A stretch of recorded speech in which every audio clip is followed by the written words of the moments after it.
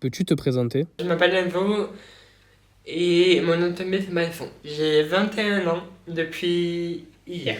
Depuis combien de temps pratiques-tu le sport? Depuis que j'étais petit, j'avais 7 ans. J'avais découvert grâce à un des sports. J'ai fait le tout premier raid qui était adapté. Enzo, il a moins l'esprit compétition qu'il avait quand il était tout jeune. Mais quand il fait quelque chose, il le fait à fond. Il a touché un peu à tous les sports, Enzo. Il a fait du foot fauteuil, il a fait de l'escrime, il a fait du canoë-kayak. Tout ce qui peut se faire, il a fait des choses que même beaucoup de valides n'ont pas fait. Déjà, la Réunion, il y a déjà quand même des fous, il y a beaucoup de valides qui ne la feront jamais. Lui, il l'a fait. Connaissais-tu le Grand Raid avant cette expérience? Pas du tout. J'ai découvert grâce à l'association. Comment as-tu découvert l'association Au cœur d'un rêve? Et je l'ai connue même quand la création a fait, donc je la connais depuis tout petit. En fait, elle m'a connu, j'avais quoi, 5-6 ans, tout café. Donc je l'ai presque toujours connu. Et l'association Au cœur d'un rêve, moi je l'ai connue avec Angélique Fenoun. À l'époque, Angélique Fenoun n'avait pas son association.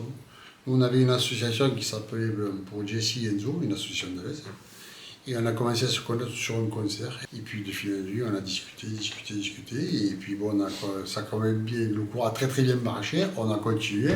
Et puis elle m'a dit je vais faire ça. Elle a commencé à faire des petites organisations, je l'ai aidé. Qu'as-tu ressenti quand on t'a annoncé le départ pour La Réunion? Je pensais que c'était une blague et quand je suis arrivé là-bas, j'étais super content. C'est que j'arrivais pas à le réaliser en fait. C'est que quand j'étais là-bas que j'ai réalisé que j'étais super content de le faire. Comment tu t'es préparé pour cet événement? Grâce au kiné, il m'a aidé à me préparer pour que j'arrive à tenir sur la joëlette et que j'arrive à faire le parcours en entier, quoi. De la bonne préparation, quoi. Donc j'avais aucun doute, aucune peur quand je suis allé, quoi. Quel a été ton premier ressenti une fois sur l'île Intense? Quand je suis arrivé, elle m'a fait un panneau avec des fleurs. Bon, c'était un peu fané, mais c'était rigolo. C'est qu'au début, quand je suis arrivé, je la voyais pas, c'est que je voyais que le panneau. Je me dis, allez où? Il était juste derrière le panneau en fait. La vue était super, j'ai adoré, c'était vraiment. Tu voyais, d'un côté tu voyais les montagnes et d'un côté tu voyais la mer, quoi. Donc tu te tournais, tu voyais toujours la. C'était magnifique, quoi. Et c'était magnifique, on a découvert des trucs qu'il n'y a pas en métropole. Ah oui, les bouchons, faut pas se tromper, des fois tu tombes sur des piquants, des fois ça pique. Comment décrirais-tu l'ambiance du Grand Raid? C'était vraiment de l'entraide, il n'y avait que ça. Tout le monde s'entraidait, il n'y avait aucun jugement. C'était vraiment super beau, quoi. Quel moment a été le plus marquant durant la course? À des moments où on montait dans une montée comme ça, où ils se tenaient la main pour se tirer la joëlette, c'était vraiment impressionnant. Des fois, à des moments, on passait dans des endroits où c'était presque le vide, que j'étais obligé de serrer.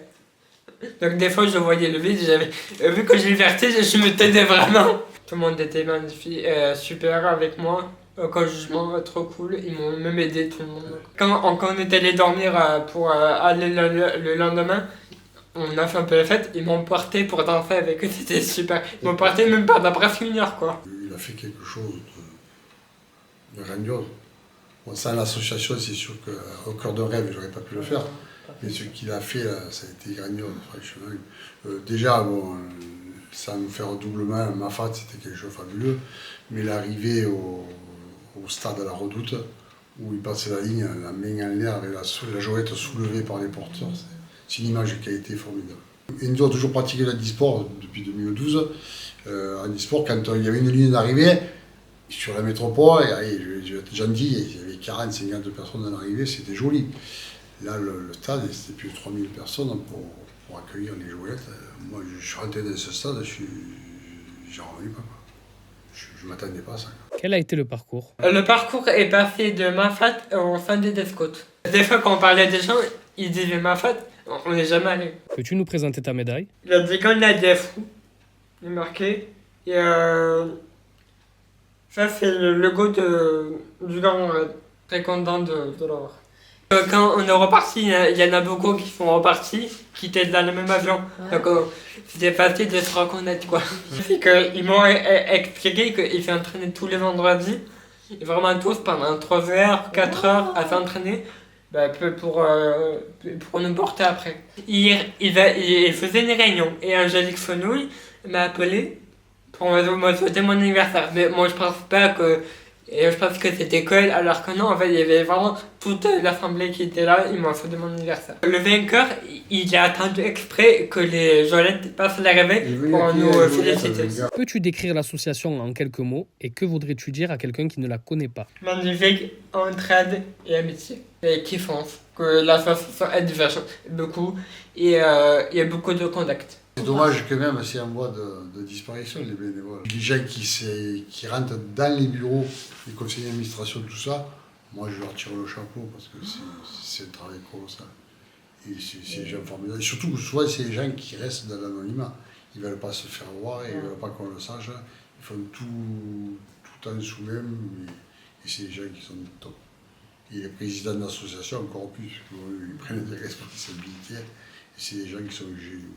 As-tu un dernier message à faire passer pour les gens qui t'écoutent? Il ne faut pas hésiter à essayer tout essayer. Même si c'est pas possible, il faut toujours demander, il y a toujours possibilité d'essayer quelque chose. Dans tout ce que vous voulez essayer. Les parents qui ont un enfant handicapé, il faut le laisser faire, vivre le truc à fond. Moi je vous dis, grâce à Enzo, j'ai fait des choses que je n'aurais jamais fait. Moi qui ai horreur de la neige, Enzo a fait des séjours neige, j'ai accompagné. C'est des choses que beaucoup d'enfants, même les adultes, ne pourront jamais vivre. Et ils sont tous top et puis ils ont toujours le sourire.